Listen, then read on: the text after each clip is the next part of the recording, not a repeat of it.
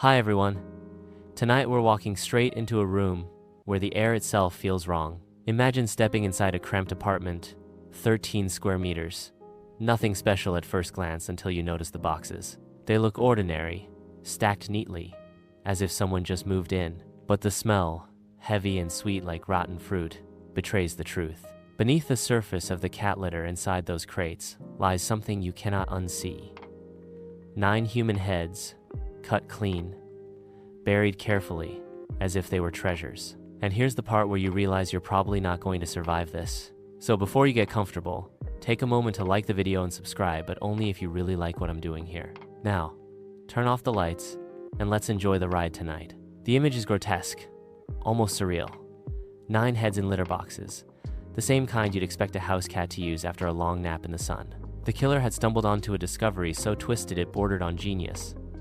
Cat litter, made from bentonite and silica, locks away odors with remarkable efficiency. For most of us, it's a small mercy in a household chore. For him, it was the perfect solution to an otherwise messy problem: how to hide the stench of rotting human flesh in a one-room apartment. The man behind this macabre invention of storage wasn't improvising. He was experimenting, refining. He didn't just kill once, he killed repeatedly, turning what could have been an act of desperation into a systematic routine. Each head went into its own box of litter, tucked away neatly, like someone cataloging specimens in a private collection. He kept the torsos close, in a freezer, clean and organized. You could almost mistake it for the kind of obsessive tidiness you'd see from a neat freak, except here, it wasn't socks or cereal boxes aligned in a row, it was body parts. When police finally discovered the apartment, seasoned officers who had walked in on suicides, overdoses, and murders before were struck silent. This wasn't just violence, it was a kind of exhibition, a gallery of horror. One officer would later recall how the heads were placed so deliberately that it felt staged, as though the killer wanted to be admired for his ingenuity. The litter did its job, muffling both the smell and, in a way, the humanity of the victims. They were reduced to objects, absorbed into clay and powder, stripped of identity until someone dared to sift through the sand. Think about that for a second. Every night, he laid his body down on a bed in the same air as those heads. He inhaled what the litter could not mask. He surrounded himself with silence, but not the peaceful kind you and I chase at night. His silence was oppressive, filled with the weight of 9 people who no longer spoke. And in that silence, he slept. Some nights, he even embraced the remains as if they were still alive, clutching a cold body with a tenderness that mocked the word intimacy. The story begins here, with the discovery. But this isn't the beginning for him. It's only the unveiling of what had been unfolding for weeks, months, maybe even years in his twisted imagination. The police didn't just stumble upon the litter boxes. They were led here, step by step, by someone desperate to find his missing sister. But for now, picture the moment when an investigator dips a gloved hand into what looks like harmless sand and pulls out a strand of human hair. Imagine the way the room seems to shrink, the way your stomach twists before your mind can even catch up. 9 heads, carefully arranged in silence, waiting for the world to notice. What unsettles you most isn't just the violence, it's the precision, the clinical, almost casual way the killer treated human remains like leftovers to be managed. That, more than anything, tells you this wasn't a crime of passion.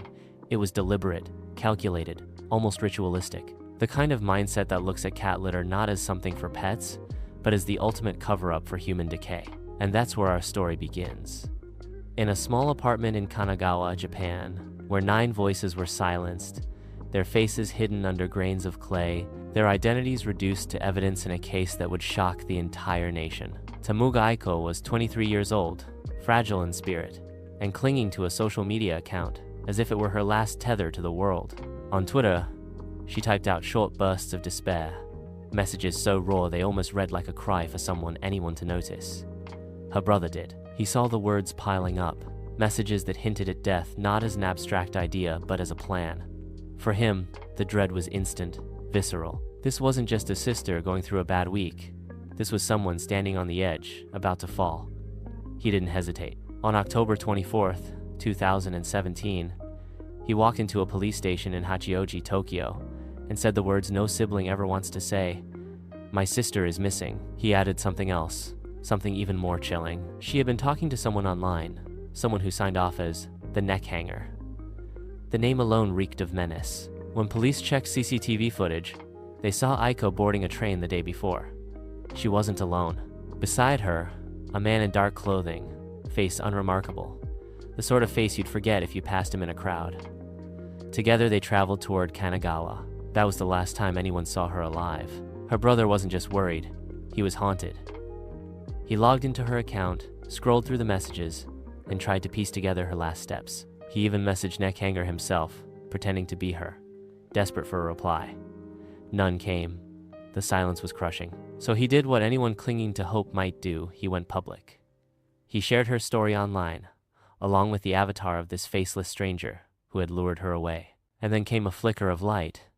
A young woman reached out, saying she had spoken with Neckhanger before. The brother met her, listened to her words, and felt the cold realization set in. This man wasn't just chatting with sad girls, he was hunting them. He scoured Twitter for signs of depression, for people whispering about ending their lives. He'd slide into their feeds, offer comfort, promise understanding. But what he really offered was a one-way ticket to oblivion. The brother carried this truth back to the police, his grief sharpened into determination. If his sister was gone, then this predator would not take another. The police agreed to a sting. They set up a profile, someone lonely, someone broken, someone who seemed ready to step across the line. The bait was laid. On October 30th, around 1 p.m., the trap was sprung. In a quiet cafe, a man dressed head to toe in black appeared. Calm, casual, almost boring in demeanor. But when he sat down across from the undercover operative, there was no doubt left. This was the same man, the same predator, who had led Aiko away. Officers outside watched closely, hearts racing, waiting for the right moment. The cafe meeting was uneventful, but the unease was palpable. When the pair left together, heading toward his apartment, the surveillance team followed. They held their breath until the door closed behind him, then rushed in. What they found inside was beyond anything they had prepared for. The brother's fear had been right all along, but even he could never have imagined the scale. The man his sister trusted wasn't just a manipulator or a creep online. He was a collector of lives, a hoarder of death. Aiko hadn't wandered off willingly into silence. She had walked straight into the hands of a predator whose entire existence revolved around turning despair into corpses. And so the case of 9 heads buried in cat litter truly began, not with police genius, not with luck, but with the relentless love of a brother who refused to let his sister's last words vanish into the void of the internet. Without him, the killer might have continued, quietly stacking box after box, head after head, until the number was too high to count. The internet is a strange place. It gives people the illusion of intimacy while keeping them oceans apart. For someone like Neckhanger, it was the perfect hunting ground. Behind a keyboard, he could slip into the cracks of human loneliness, pouring out sympathy in just the right words, the kind that made vulnerable people feel seen. He wasn't comforting them, he was fishing, throwing out lines until one caught. And with Aiko and so many others, it worked. Police had a picture now. A man who stalked social media, circling the hashtags of despair like a shark sensing blood in the water. If someone posted about not wanting to live, he slid into their replies like a dark guardian angel, offering companionship in their final moments. The nickname wasn't random, it was a declaration. He would be there when they tied the rope. To some, it sounded like solidarity. To him, it was the blueprint of murder. That was why the sting was so carefully crafted. The undercover officer didn't just pretend to be sad. She lived inside the role, feeding him lines about hopelessness and exhaustion. Every message was a breadcrumb, and he followed willingly. He believed her sorrow, believed he had found his next willing victim. It's grotesque when you think about it, how he measured their pain like currency, their despair as proof of readiness. And then came the meeting. Picture the cafe, the hum of low conversations, the clink of coffee cups, the faint music in the background. Ordinary. He walked in dressed entirely in black, his presence almost ghost-like. The officer saw him, and for a moment it must have been jarring. There was no monstrous aura, no cinematic villain energy. He looked like any man you'd pass on the street, the kind who blends into the background so completely that you forget he's even there. That's what made him so dangerous. They spoke quietly. He didn't brag. He didn't threaten. Instead, he leaned into the role he always played, understanding, sympathetic, the so-called savior who would help someone take the final step. To the people who answered his messages, he wasn't a killer. He was a friend who understood their suffering. He disguised death in the language of kindness. But once they left the cafe together, the mask started to slip. He led her with purpose, without hesitation, toward the Kanagawa apartment. He had done this before, many times. The police team followed, careful, tense. They didn't know what they would find inside, but they knew they couldn't afford to lose him now. When the door swung open, the officer surged in. He didn't resist much.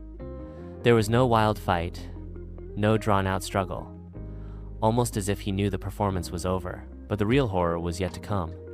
As officers searched the apartment, the first question was obvious.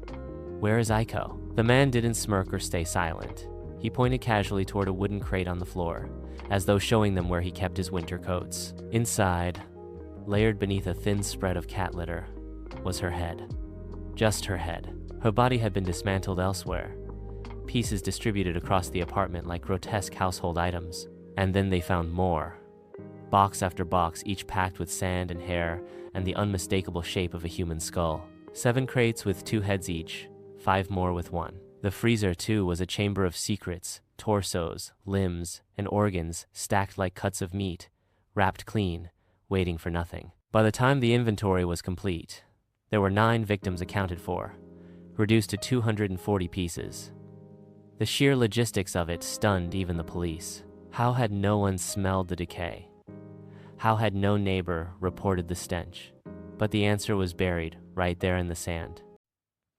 Cat litter, the kind you'd pour into a box for a pet, now doubling as the killer's chemical cloak. It didn't erase the smell entirely. Neighbors had complained of something foul, but it disguised enough to keep the truth hidden. The cafe sting was meant to stop a predator. Instead, it uncovered something far bigger. Not a man who simply encouraged suicide, but one who orchestrated death like a conductor. A man who promised a gentle exit but delivered a blade, a rope, and the cold silence of dismemberment. By the time the night ended, the officers weren't just booking a suspect. They were walking out of that tiny apartment with the weight of 9 souls on their shoulders, each one lured by the same shadowy figure, each one convinced they had found a kindred spirit in their darkest hour. The apartment didn't look like much from the outside. A small, nondescript building in Kanagawa, wedged between equally forgettable structures, with walls so thin you could probably hear your neighbor sneeze. A place you'd walk past 100 times without ever turning your head. But behind that door, sealed in darkness, was a slaughterhouse. An industrial graveyard contained within 13 square meters. When the officers first entered, they thought they were walking into clutter. Cardboard boxes stacked neatly against the wall, a small freezer humming faintly, bags of litter piled in the corner. But the air told another story. It wasn't the sharp rot of open decay, it was something muted, chemical, clawing at the throat. The smell of something that had been hidden, forced into silence. The boxes were ordinary enough, the kind you'd use when moving apartments. Except when the lids came off, the room stopped breathing. Each one revealed the same obscene secret. Heads sawed from their bodies, hair matted, eyes forever closed. They were packed under layers of cat litter, as though they were fragile collectibles, something precious that needed preserving. The killer had thought of everything: how to stack, how to conceal, how to make sure the world outside never realized what the world inside had become. The freezer was worse. If the boxes were unsettling, the freezer was grotesque efficiency. Inside, the remains were wrapped tight, torsos stacked one over another, limbs bundled as if waiting for shipment. It wasn't chaos, it was order. The kind of chilling precision that suggests practice, repetition, routine. For every piece of flesh, there was a place. For every head, a container. The apartment wasn't just where he lived, it was where he worked. Officers counted the remains like accountants tallying numbers. 2 here, 3 there. By the time the inventory was done, they were staring at the scattered existence of 9 people. Victims once alive, once breathing, reduced to parts, cataloged in a murderer's private archive. And yet, the strangest part wasn't what they found, it was what they didn't.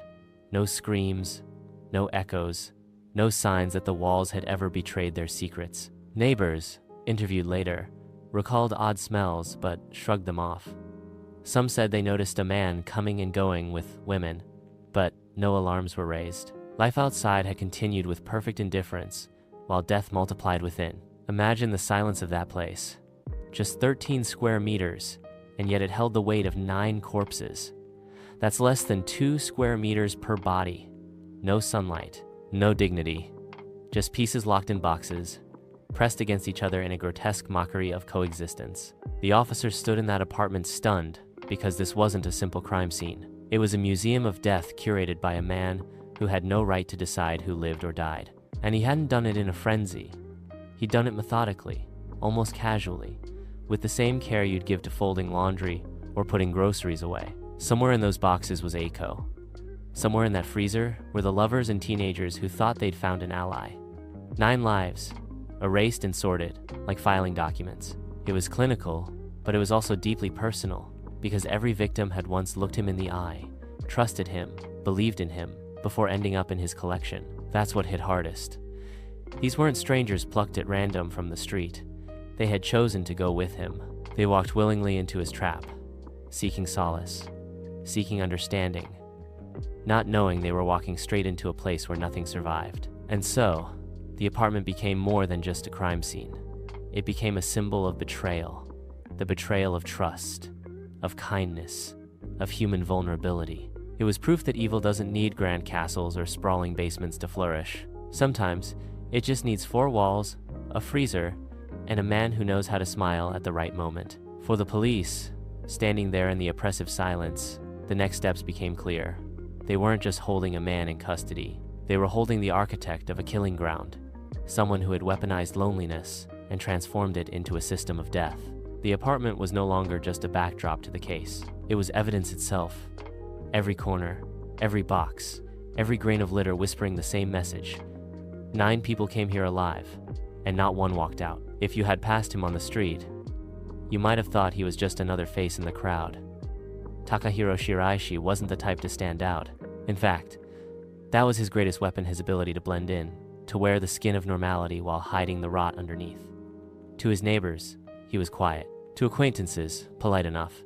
But peel back the mask, and you'd find something festering. Debt, bitterness, and an appetite for control, disguised as kindness. His journey into darkness didn't begin with blood. It began with money, or rather, the lack of it. Shiraishi worked in a brothel business, scouting clients for women and managing appointments. On the surface, it was legitimate work, though the kind of job most people whisper about rather than announce at family gatherings. But the truth was, even in that world, he was small time, scraping by on commissions while drowning in gambling debts. He owed money to loan sharks. His reputation was sinking, and he had no anchor. What made him especially dangerous wasn't just desperation, it was how he turned it into performance. People remembered him as affable, even cheerful, someone who could laugh easily and make others feel at ease. He used that charisma like a net, catching the vulnerable in moments of weakness. This wasn't accidental. He studied people the way some study textbooks, learning what to say, how to tilt his head, how to nod at the right time to earn trust. Behind the mask, though, his view of others was twisted. He didn't see human beings. He saw openings. He wasn't listening to their pain. He was scouting for leverage. And that duality, pretending to care while planning exploitation, was the thread that connected his life before the murders to the horrors that followed. When the brothel work soured and the debts grew too heavy, Shiraishi could have disappeared into anonymity. But he wanted more. Not fame, not even wealth. What he wanted was power. The kind of power that comes when someone hands you their life, believing you'll protect it, and you decide to crush it instead. That's what lured him to Twitter, where he reinvented himself as the hanging pro, a dark angel promising companionship to the lonely. But his first victim, Miura, would expose the cruelty of his double life.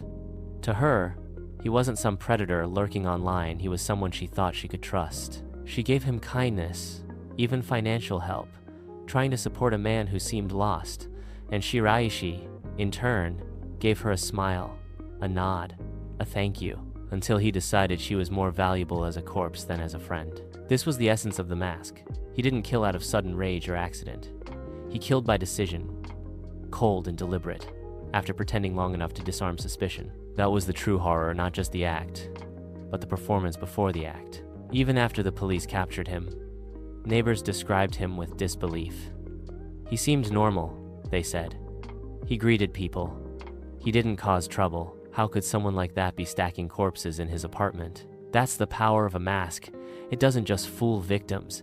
It fools the entire world. But cracks in his persona had always been there, if you looked closely enough. The debts he couldn't shake. The need to manipulate instead of build genuine relationships. The inability to view anyone outside himself as fully human. It wasn't one sudden collapse into evil. It was a slide, steady and methodical, until murder seemed like just another solution to a temporary problem. And so, behind the polite nods and quiet demeanor, Takahiro Shiraishi was never a neighbor or a friend. He was an opportunist, dressed in human skin, wearing normality like a costume, until the moment he decided to take it off. In the end, the mask didn't just hide his darkness, it enabled it, because no one suspects the man who looks ordinary. No one fears the guy with a friendly laugh. And while everyone else was busy underestimating him, Shiraishi was perfecting the art of turning trust into a death sentence. Miura was her name, 20-something, bright-eyed, and too gentle for the world that swallowed her. To her friends, she was the kind of person who gave without hesitation, always ready to lend an ear, or even a little cash if someone needed it. To Shiraishi, she was the perfect first target. She didn't come to him seeking death. She came seeking connection. That was the tragedy. Miura trusted too easily, and he weaponized that trust like a blade. It started online, where Shiraishi's profile advertised him as the Hanging Pro. His posts were carefully designed traps, sympathy wrapped in darkness, the promise of understanding for those who felt crushed by loneliness. Miura took the bait, reaching out to him, not because she wanted to die, but because she thought she'd found someone who understood pain. She wanted to help him. The irony is suffocating. She saw him drowning, and instead of swimming away, she reached out her hand. She lent him money, listened to his problems, tried to reassure him. In another world, her kindness might have saved someone. But in Shiraishi's world, kindness wasn't salvation, it was currency. And when he decided he'd taken enough, he moved to collect the final payment. The night of her death was meticulously planned. Shiraishi didn't act in a frenzy. He acted like a man executing a business transaction. First, he prepared sedatives, blending them into drinks to make her pliable. When the chemicals took hold, when her body weakened and her trust was sealed, he wrapped his hands around her neck. There's a violence in strangulation that words can't fully convey. It isn't quick like the movies make it seem. It takes minutes. Minutes where the victim struggles, where the body fights for air, where the betrayal becomes fully realized. Shiraishi didn't just kill Miura, he stole those final desperate minutes, squeezing until her movements stopped, her kindness silenced forever. But death wasn't enough for him.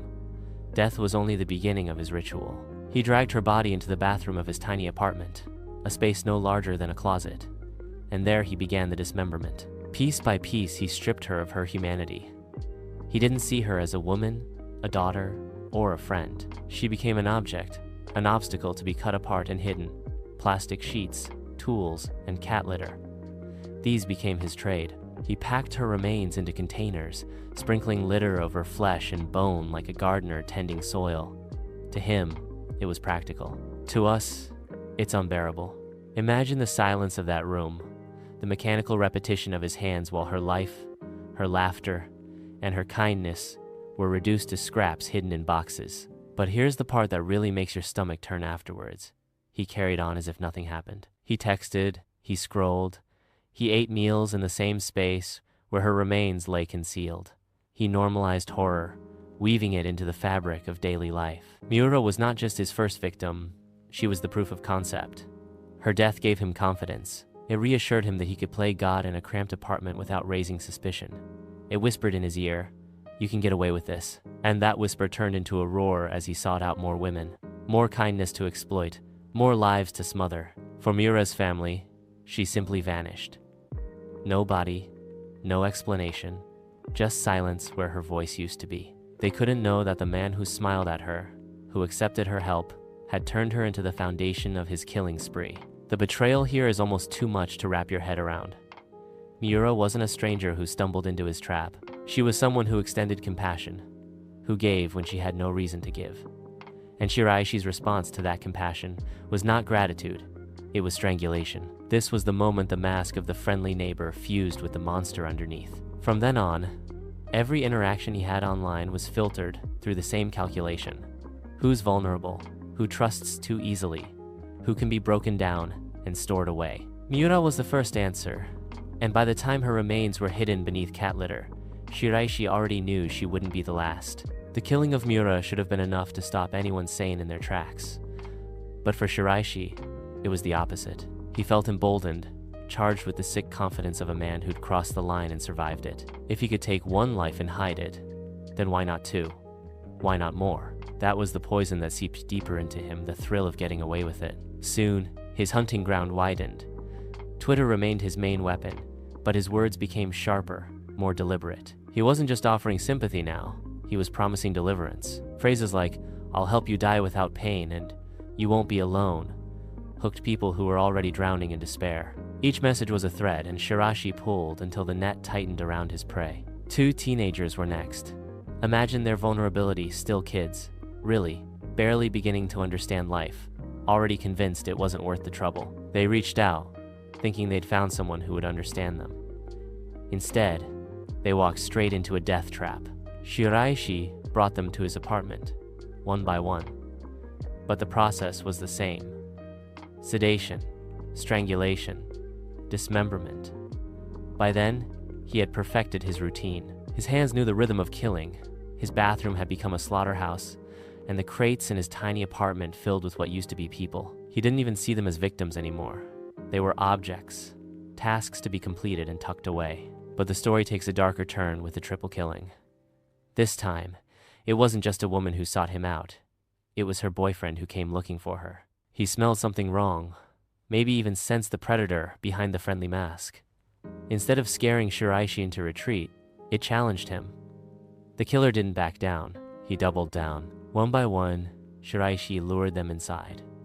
He knew what he was doing, isolating them, breaking them apart so he could control the outcome. The woman was silenced first, her trust extinguished in the same cold manner as Miura before her. But when the boyfriend realized what was happening, when he fought back, the apartment erupted into chaos. Imagine the sheer brutality of that moment.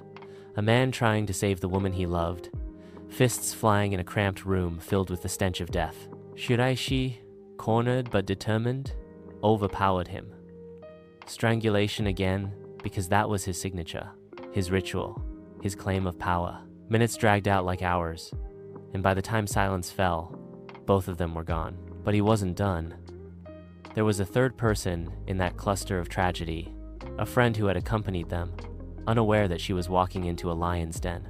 By the time she understood what she was trapped in, escape was impossible. She too became part of his gruesome tally, her life squeezed out in the same horrific routine. 3 bodies in one spree. That was the turning point where Shiraishi stopped being a killer and became a machine. No hesitation, no remorse, no panic, just methodical disposal, stacking crates, layering cat litter, ensuring that the mountain of silence in his apartment kept growing. It's easy to forget how small that apartment really was, 13 square meters, about the size of a parking space. Yet in that tiny space, he piled 9 lives, all silenced and hidden within arm's reach of his bed. He ate meals there, browsed the internet there, even slept surrounded by heads and body parts. His life became a grotesque blend of the mundane and the monstrous. What's chilling is how invisible he remained. Neighbors didn't hear screams. They didn't smell decay because the litter masked it. Some described him as polite, even friendly. He lived like a ghost, blending in, all while housing a graveyard just beyond the walls. The escalation tells us something vital about Shiraishi. Killing didn't just feed him, it rewired him. After Miura, he was cautious. After the teenagers, he was confident. And after the triple murder, he was unstoppable. Each crime erased the possibility of return, dragging him deeper into a pit where death wasn't horrifying anymore, it was routine. 9 victims in total, each lured by trust, by love, or by despair. Each one walked into his world expecting solace, and instead found silence. Shiraishi didn't kill because he needed to. He killed because he wanted control. Control over life, control over death, control over people who thought they had none left. By now, his spree was less about killing and more about mastery. He wanted to prove to himself that he could keep it going indefinitely, that he could fill his tiny world with secrets and no one would ever know. And for a while, he was right. The police were clueless, the neighbors were blind, and the families of his victims were lost in grief and unanswered questions. But remember, killers like Shiraishi always make one mistake, and his was believing that every family would accept silence. 13 square meters. That's all it was. A shoebox of an apartment in Kanagawa, barely large enough for a bed, a kitchenette, and a bathroom squeezed into a corner. Yet inside that claustrophobic space, Takahiro Shiraishi managed to create a personal mausoleum, 9 victims reduced to fragments, tucked into crates, buried under cat litter. The walls of that apartment saw everything. They absorbed the muffled gasps, the strangled last breaths, and the dull thuds of bodies hitting the floor. And then, silence. Always silence. Shiraishi had become an expert at keeping it quiet. The neighbors never suspected a thing. They saw a man who greeted them politely, who looked like any other 20-something trying to scrape by. The stench of decomposition? Masked cleverly, with bags of cat litter and deodorizing sprays. He had transformed everyday objects into tools of concealment, ensuring no trace of horror leaked through the thin apartment walls. Yet the horror was very real. The crates stacked around him weren't boxes of storage, they were coffins. Imagine opening a lid and finding not one but several heads staring back, preserved in silence. Imagine living in that room, eating noodles on a low table, while your roommates were the dismembered remains of people who trusted you with their last moments. It's beyond grotesque, it's suffocating. For a time, Shiraishi lived comfortably in his own hell. His life shrank into a cycle. Lure, kill, dismember, store, repeat. Each victim added weight to the air, and each box claimed precious space until the apartment felt less like a home and more like a morgue. And still, no one knew. He was the spider in his web, pulling threads, watching the world outside walk on unaware. But the facade couldn't last forever. The first crack came not from the police, but from persistence specifically. The persistence of a brother who refused to let silence be the answer. Tamura Aiko's brother couldn't accept her disappearance as coincidence. He traced her last interactions, digging through her online life, until he stumbled across a name, Shiraishi. That lead, fragile as it seemed, became the thread that unraveled everything. While the police had ignored the scattered reports of missing people, the brother's determination forced action. He pressed them, showed them the digital trail, and demanded answers. Reluctantly, officers followed the breadcrumb trail that led to Shiraishi's tiny apartment. It was supposed to be a welfare check, maybe even just another dead end. But what they found was something no one could prepare for. The moment they opened the door, the air told the story before the eyes could. Even under the mountain of cat litter, there was still a sourness, a heaviness, that clung to the lungs. Then the boxes. Innocent-looking crates lined up like storage bins, stacked neatly as if nothing unusual was inside. But when the lids were pried off, the nightmare became undeniable. 9 heads. 9. Each one wrapped and stored with cold precision. Alongside them, plastic containers filled with body parts, arms, legs, torsos, all meticulously separated, as though Shiraishi had been categorizing his collection. The officers froze, unable to process the sheer scale of what they were staring at. This wasn't just a crime scene. This was an abattoir disguised as an apartment. News of the discovery spread like wildfire. Japan had seen its share of crimes, but nothing like this. The Twitter killer, headlines screamed. Families who had clung to fragile hope suddenly faced the brutal truth. Their loved ones hadn't just vanished, they had been butchered. The entire nation reeled, not only at the brutality, but at how easily Shiraishi had hidden in plain sight. And still, the most haunting detail was the size of that space. 13 square meters, smaller than most prison cells. It made everything more horrific. How could anyone live in such close proximity to 9 corpses? How could he eat, sleep, and laugh while surrounded by the remains of people who had trusted him? The answer was simple. Shiraishi didn't see them as people anymore. They were trophies, proof of his control. That apartment became infamous overnight, a place burned into Japan's collective memory. Locals avoided walking past it, as though the walls themselves radiated evil.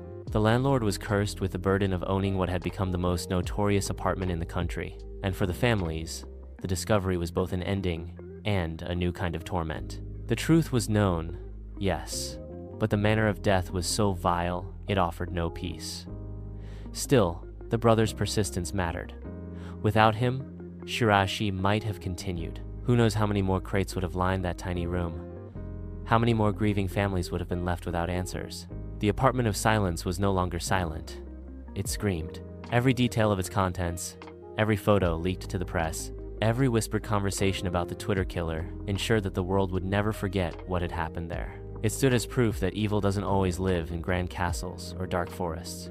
Sometimes, it's just a man in a small apartment, smiling politely to his neighbors while keeping hell behind a thin wooden door. And once that door was opened, there was no going back. The interrogation room was a sterile box, white walls, fluorescent lighting, a table that seemed too clean for the kind of filth that was about to spill out of Takahiro Shiraishi's mouth. He didn't resist. He didn't cry. He didn't even look particularly disturbed by what was happening. Instead, he leaned back and spoke with a kind of calm detachment, as if recounting grocery shopping rather than 9 murders. When asked why, his answers were as bizarre as they were horrifying.